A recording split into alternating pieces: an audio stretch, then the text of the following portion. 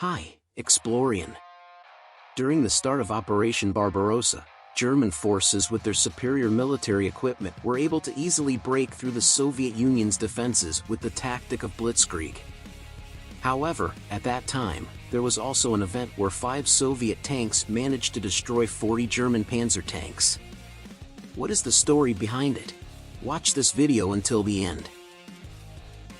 After successfully defeating France, Hitler now plans to invade the Soviet Union. Operation Barbarossa has begun. Germany, with its lightning-fast attacks, easily penetrated the defenses of the Red Army. The inferior quality of Soviet military weapons compared to Germany's left Stalin confused in facing the invasion. Therefore, Joseph Stalin eventually decided to join forces with the Allies.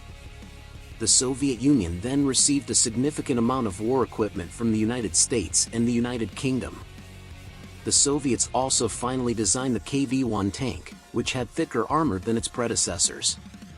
During the Battle of Leningrad on August 20, 1941, in Krasnogvardsk, Zinovy Grigorievich Kolobanov, who was still a senior lieutenant at the time, was transferred to the 1st Tank Regiment and sent to the Northern Front on July 3, 1941.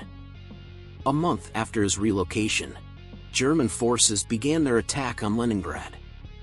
Kolobanov was assigned to hold the front line against the 8th, 6th, and 1st Panzer divisions in the town of Krasnogvardsk outside of Leningrad.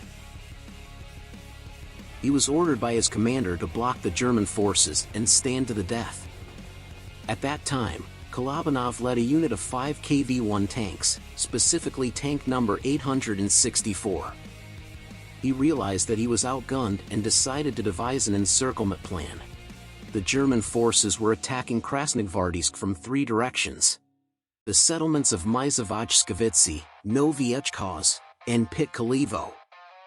Fortunately, the only road passing through the area was a marshland. Each KV-1 tank carried twice the usual amount of ammunition, with 2/3 of it being armor-piercing shells. Kolobanov eventually ordered the other commanders to hold their fire and await his command. He didn't want the enemy to know the strength they were facing. So, only 1 tank was prepared to engage the enemy. The vanguard of the 6th Panzer Division eventually fell into the well-prepared Soviet ambush. Andrei Yusov, the gunner in Kolobanov's KV-1, disabled the leading German tank with his first shot. The German convoy then assumed that the tank had hit an anti-tank mine, causing them to stop. This gave Yusov the opportunity to destroy the 2nd tank. The Germans, now realizing they were surrounded, began blindly firing, unaware of the enemy's positions.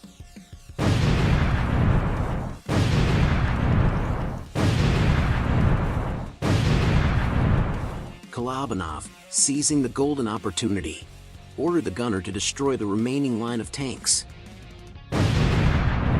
With the elimination of the last tank, the German tanks were now vulnerable targets. The Germans, who only knew the whereabouts of Lieutenant Kolobanov, still remained unaware that there were 4 other tanks prepared to fire. Furthermore, the German tank attempting to escape the marshland became an easy target for the Soviet forces.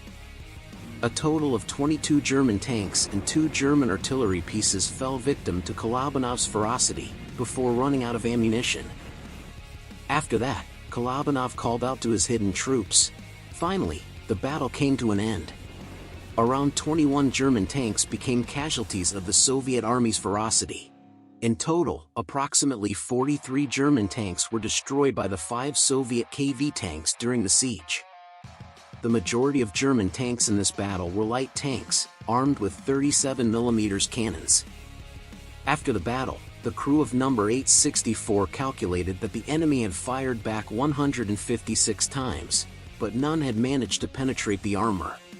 For their actions, Lieutenant Kolobanov was awarded the Order of Lenin, while his comrade Yusov was awarded the Order of the Red Banner. Unfortunately, on September 15, 1941, behind the front lines of the Pushkin battle, Kolobanov suffered severe head and spinal injuries due to an ammunition explosion in the tank. After that, he spent most of the remaining war period in the hospital. Lieutenant Kolobanov eventually served in the Soviet occupation zone in East Germany in 1951. There, he faced a military trial because one of his subordinates had defected to the British occupation zone. As a result of this incident, Kolobanov was transferred to the reserves. Nevertheless, he continued to serve in the military for several more years and retired as a lieutenant colonel. In honor of his contributions in battle, the residents of Novyechkovsk village requested the construction of a monument at the location where Kolobanov's KV-1 tank had been.